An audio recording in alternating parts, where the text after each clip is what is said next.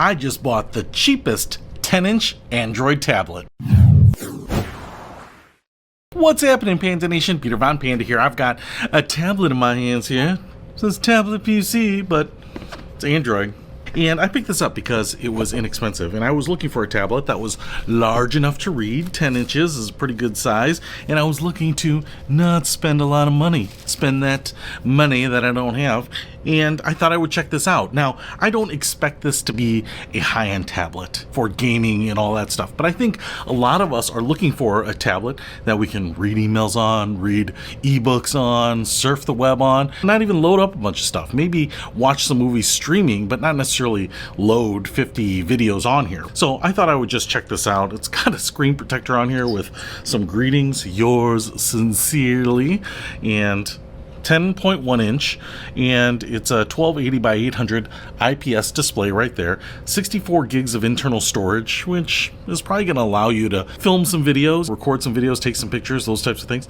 2 plus 2 gigs of RAM total, which is actually better than some of the tablets I saw that have 3 gigs, which, whatever. We're not going to really stress this thing out. Quad core front 2 megapixel camera, rear 8 megapixel camera, so definitely should be able to take some pictures and even do a web call or a little FaceTime video, and a 6,000 milliamp hour battery. So none of those specs are going to be mind-blowing. It doesn't take a lot to blow my mind, but I think they will all be competent enough to run this thing. Now, one thing I want to show you here is we've got the pretty big bezel, which is typical on the big tablets, but if you are looking for edge to edge, I don't think you're going to get that here. The other thing I want to show you, and it's not going to be really obvious, is this thing looks like it has a screen protector on it.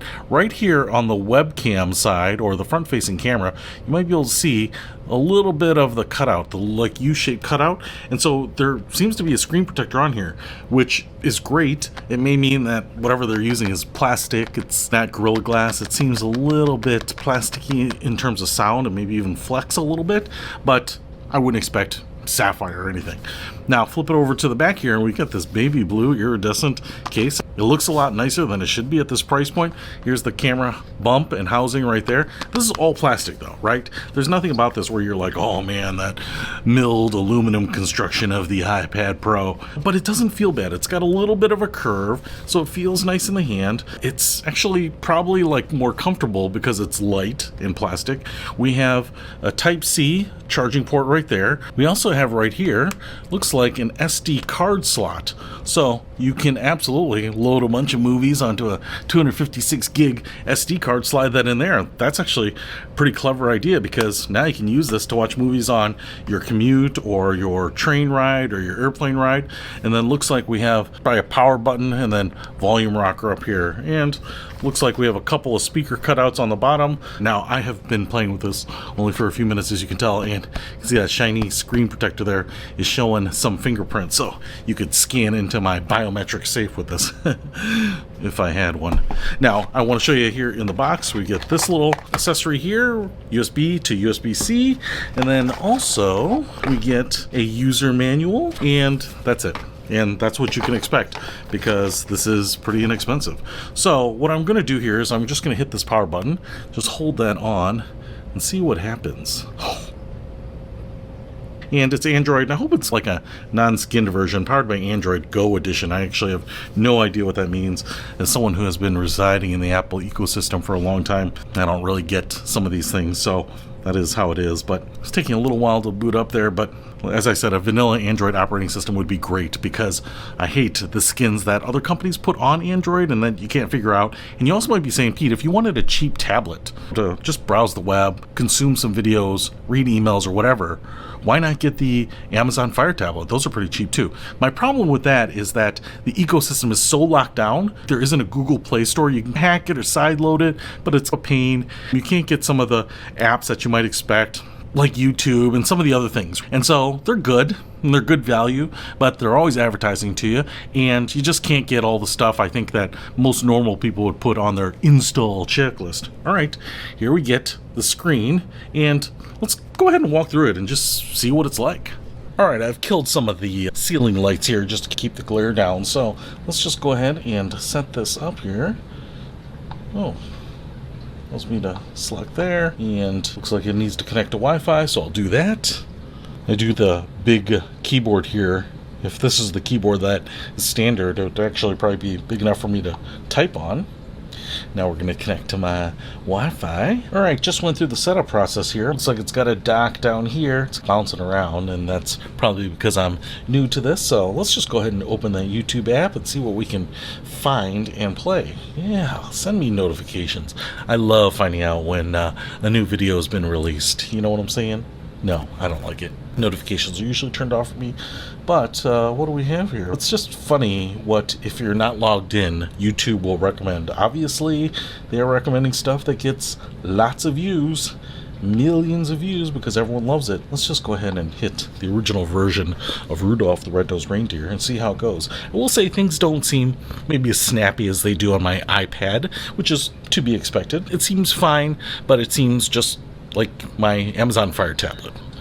Okay, see what I mean? The load seems just a little bit laggy. I'm going to skip this ad here. Obviously there's volume. I'm not going to crank it up until we get to the video, just to see what it's like. Let's scrub ahead here, see if we can get to the good stuff, the stop motion animation. Okay, all that seems pretty good. It seems to transition pretty quickly. And if I go to the volume, I'm not sure which way it's up.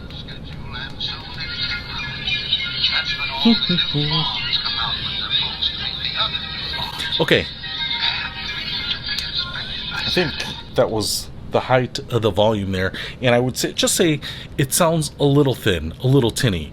The volume got louder, and definitely depending on the video, it's going to be a little bit different for everyone, but it's just a little bit thin, right? And the speakers are down there, so it's projecting it towards me here, but it's just not like a rich bass, loud sound.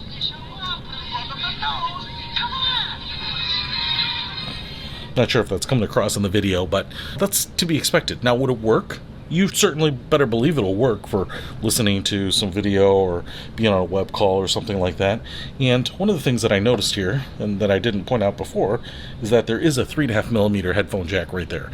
I think if you were sitting on an airplane, if you want to be a good neighbor at least, you'd be plugging in them headphones and listening to it yourself. And obviously those headphones then are going to transmit better sound than these little tinny speakers in there. That seems to work all right. You can just see how snappy or unsnappy it is. I feel like it's fine. I just don't feel like it's bad at all. If we go here and then I type in something, see what I mean? There was just a little bit of a delay on my iPad. When I type in that search bar, the keyboard comes up maybe a split second later. There, it almost seemed like it was 2 or 3 seconds. I'm not sure if it was just because I'm loading it here for the first time. Let's say I go here to Disney.com, and now that it's already loaded, what I'm going to do is I'm going to now tap again in the search bar, and we'll go to another website and just see how quickly the keyboard responds there. How fast it loads here is probably a function of both my Wi-Fi and the app itself. I'm getting pretty good speeds on my Wi-Fi. You can see it auto dim there, so okay. Alright, so I tapped there and it seemed like there was like a full second delay. So again, I think that's just the hardware here, the processor. Not showstopper by any means, but not necessarily the smoothest, no latency response experience that you might expect on a really high-end tablet. So if we just go here, and I bet my images won't come up because I've been having a little trouble with the website. But there we go. Close and accept. As you can see, it's loading up. Yep, and no images, but you can see my videos down there. So that's pretty good, and just a little bit of that delay here as you move around. Now we're at the bottom, but yeah, not bad. And I tell you what, that's not what I'm expecting, that this thing looks and performs like a high-end device. What I'm expecting here is that for a consumption device, for having something that you can do reading and email and web surfing and showing something on a larger screen to someone as opposed to showing that photo or your album or something like on your iPhone, like here's what the kids look like. You can do it on a tablet like this with a much bigger screen that's going to be easier to consume, and you don't have to break the bank for it. So I think this tablet was like $43, and like I said, it's doing everything that it should, working just like I expected, and looks actually pretty nice. So if you want to pick up a very inexpensive 10-inch tablet for your personal consumption, maybe project, maybe to have at the trade show, the demo, keep your kids entertained, whatever it is, I'll put a link to this in the description below. Peter Von Panda, out.